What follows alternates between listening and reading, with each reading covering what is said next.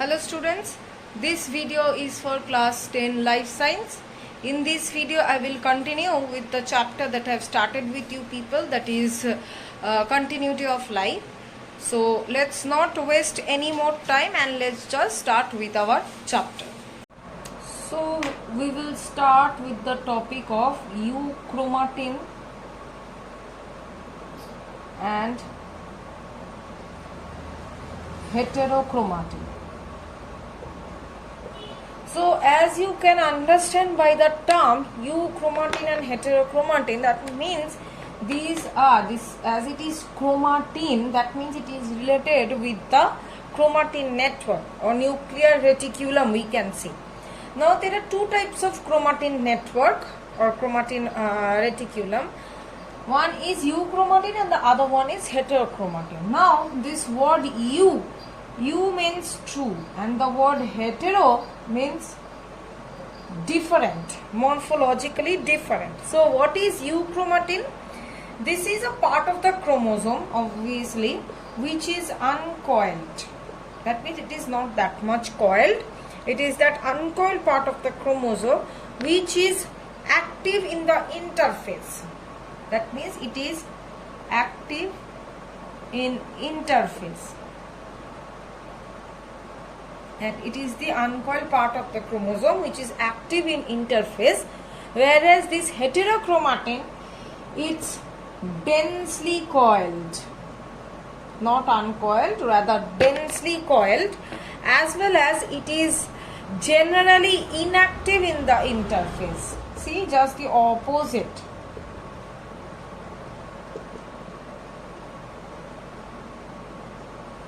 It is inactive in interphase, it is active in interphase.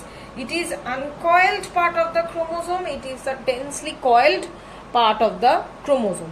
So these are the two types of the chromatin network. So there is a difference in your book, heterochromatin and euchromatin, that you have to study well. Next, we will move on to the topic of the cell organelles. The role of the cell organelles that they play during cell division. But before going to that part, we would like to have an idea on the cell like prokaryotic and eukaryotic cells.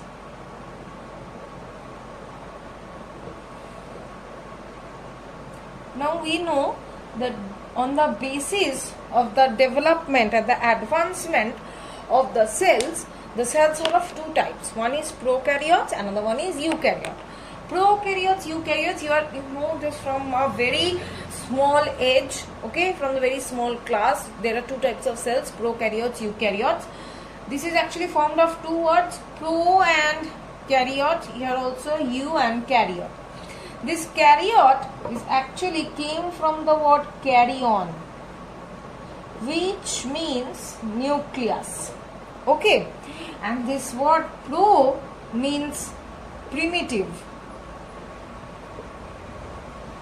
and this word eu means true.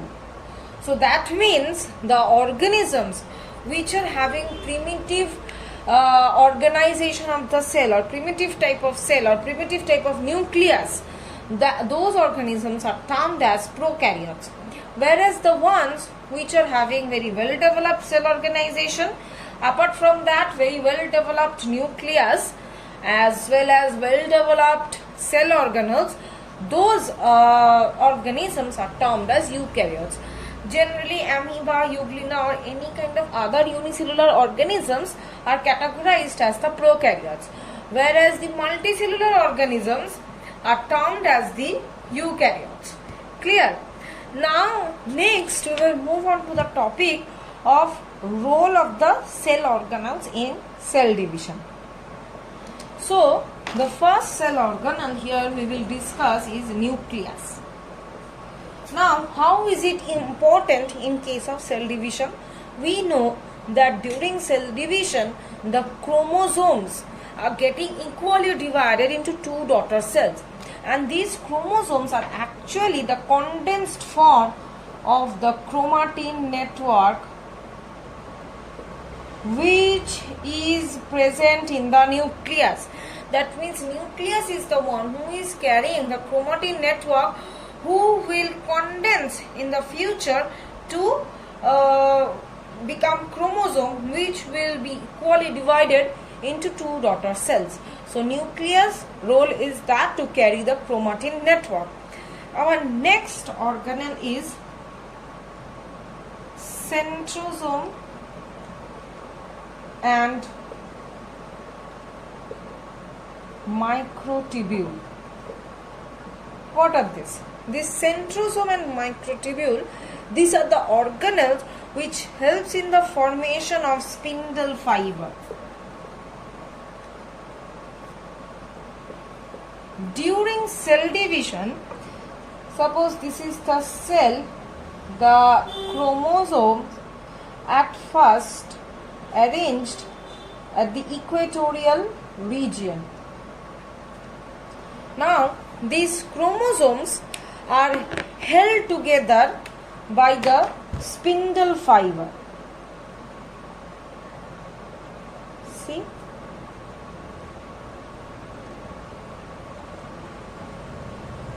Now these spindle fibers are actually originating from this centrosome, and this microtubule, which is present within the centriole of the centrosome, is actually helping in the formation of the spindle fiber, which will hold the chromosomes and will help to separate them. Clear? Now in case of animal cell, this centrosome and the centriole, that means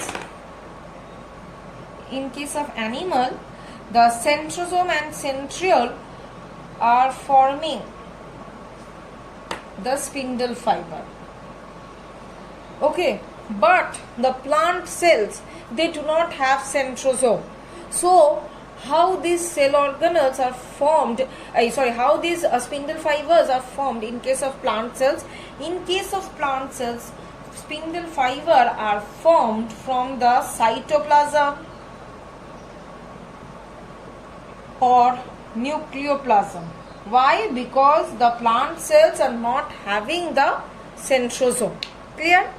Now next organelle we'll talk about is ribosome.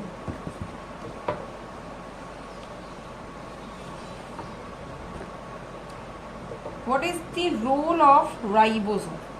Now we know that this ribosome is the organelle which is associated with the process of protein synthesis. Okay, so during cell division, huge amount of protein and enzyme formation requires. So this ribosome is actually helping in the formation of those proteins and enzymes which will be required during the cell division process. Now the fourth organelle which is playing a great role is mitochondria. Mitochondria, we know that this mitochondria is the powerhouse of the cell. Okay, now during cell division, a huge amount of energy is required. That energy is being supplied by this mitochondria. So these four organelles play a great role of these roles during cell division. Hope you have understood till this much. I am keeping the video till this much only. In the next video I will continue with the chapter. Thank you.